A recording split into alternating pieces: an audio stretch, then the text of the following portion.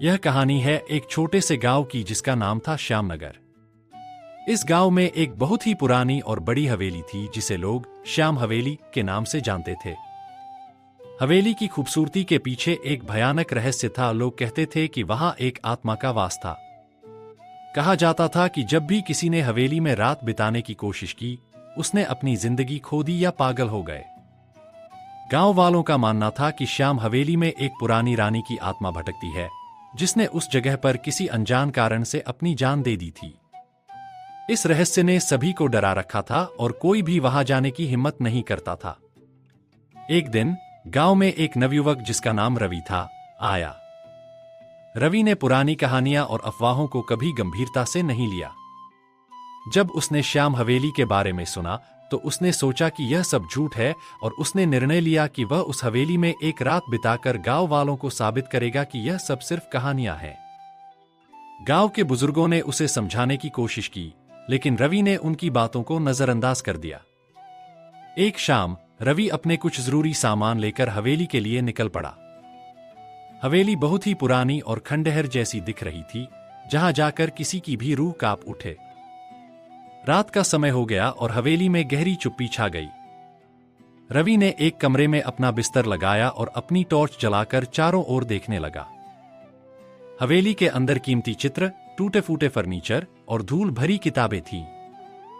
रवि ने चारपाई पर लेटकर एक किताब उठाई और पढ़ने लगा, लेकिन अचानक एक ठंडी हवा का झोंका आया और दरवाजा खुद ब खुद बंद हो गया।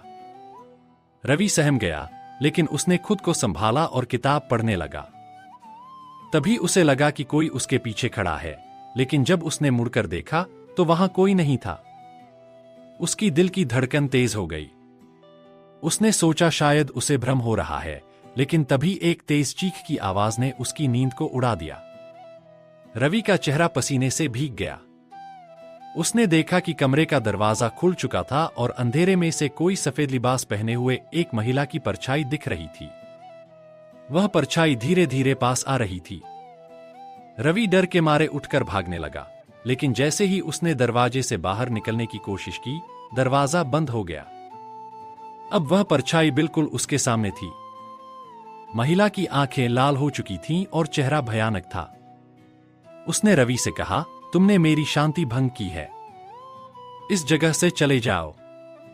रवि ने हिम्मत जुटाई और कहा, मैं यह जानना चाहता हूं कि तुम्हारी आत्मा को शांति क्यों नहीं मिल रही। महिला की आत्मा ने आह भरी और बोली, यह मेरी कहानी है। मैं रानी श्यामा हूं।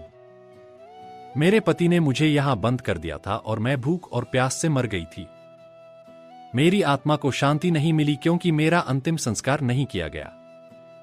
रवि ने वादा किया कि वह उसकी आत्मा को शांति दिलाने के लिए उसका अंतिम संस्कार पूरे विधि विधान से करेगा। महिला की आत्मा ने उसकी बात मानी और गायब हो गई। अगली सुबह रवि ने गांव वालों को सब कुछ बताया और सभी ने मिलकर रानी श्यामा का अंतिम संस्कार। उस रात के बाद कोई भी भूतिया घटना नहीं घटी और हवेली अब एक शांतिपूर्ण जगह बन गई। रवि की बहादुरी से गांव वालों ने उसे सम्मानित किया और श्याम हवेली अब गांव का एक महत्वपूर्ण हिस्सा बन गई, जहां लोग बिना डर के जाया करते थे।